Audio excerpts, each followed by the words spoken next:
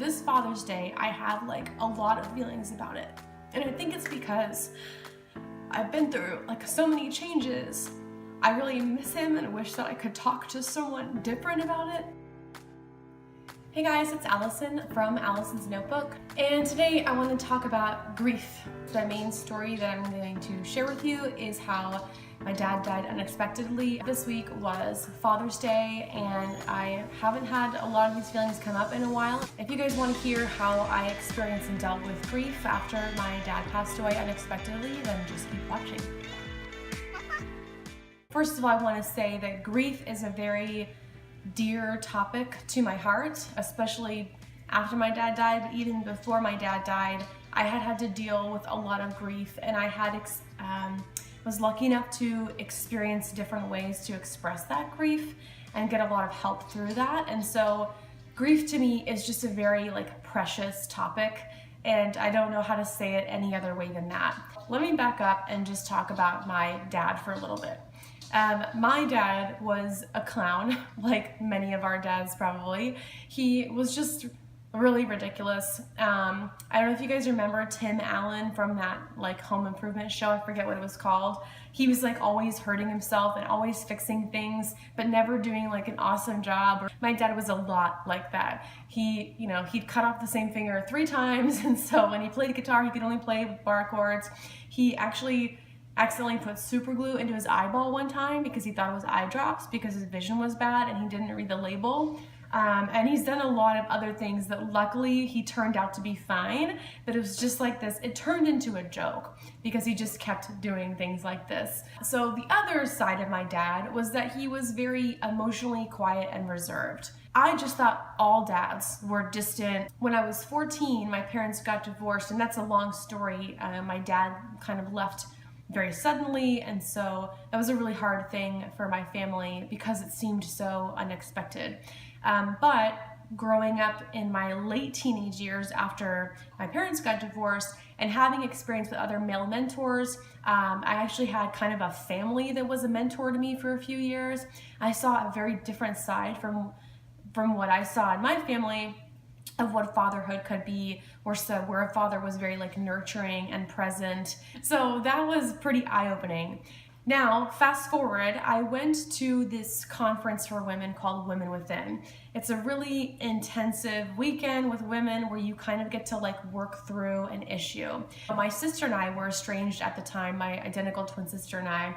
So I kind of anticipated that when it was my turn to really deal with this issue and do this exercise, that was the thing that was going to come up for me.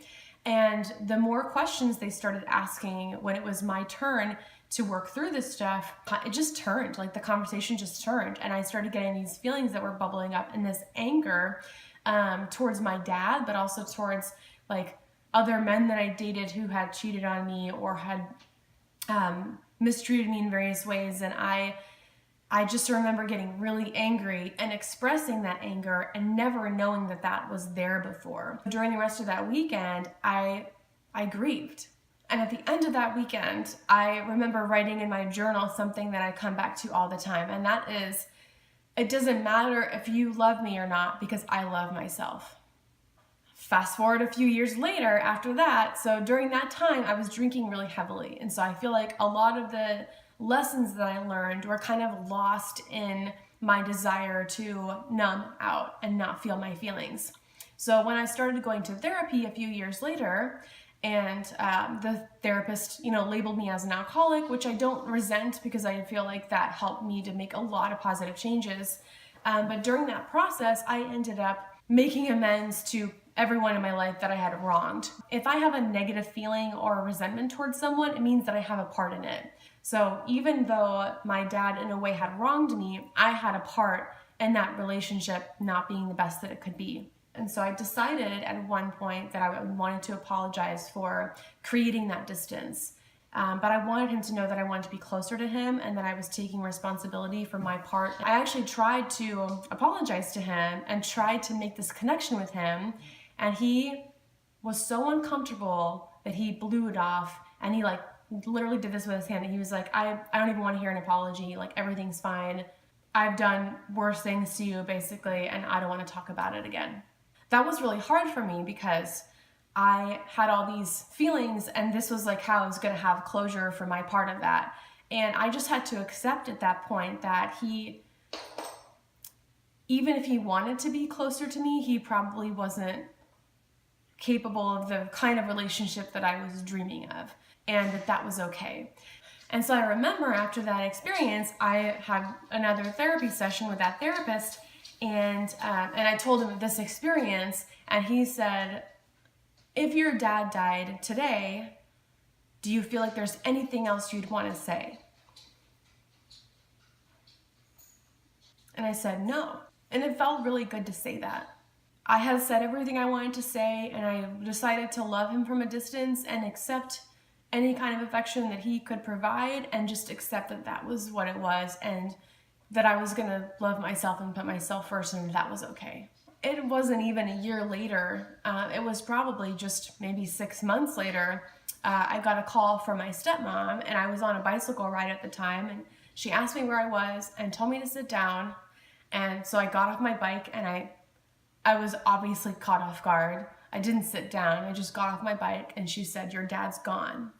And I thought, well, where did he go? She said, no, your dad passed away. And it turns out that he was riding his motorcycle, and he had a heart attack. And they found out that the kind of heart attack that it was, he probably was dead before he even hit the ground. But I remember just being so grateful that I didn't have any loose ends. And I know most people don't get to experience that, especially with a death that is sudden. A lot of people have things that they didn't get to say, or they wish that they told their loved one. So I share all of this to share a couple of lessons with you guys. Grief comes out in a lot of different ways, and that's okay. When you're going through something sad, or when you experience a death or a loss, you may not have any feelings about it when it happens, and that's okay. The other thing I wanted to share about this lesson is that, you know, my dad has died more than 5 years ago. I don't even know what year it was. Even on the anniversary of his death, I often don't remember. And for some reason, this Father's Day, I have like a lot of feelings about it. And I think it's because I've been through like so many changes. I really miss him and wish that I could talk to someone different about it. I feel like I would share his perspective on things more today than I ever have before. And that's okay that I'm like having these feelings now, and I didn't have them before. You know, I think when people grieve something serious, there's a lot of expectations that people have, or that you have for yourself, or that I have for myself. And, you know, I was getting really frustrated this weekend with myself, that I was like in a bad mood. And I just realized, like, I'm really sad, and it's like really okay to be sad. If I'd known this was gonna happen, I would have made this video last Thursday so you guys could have seen it before Father's Day.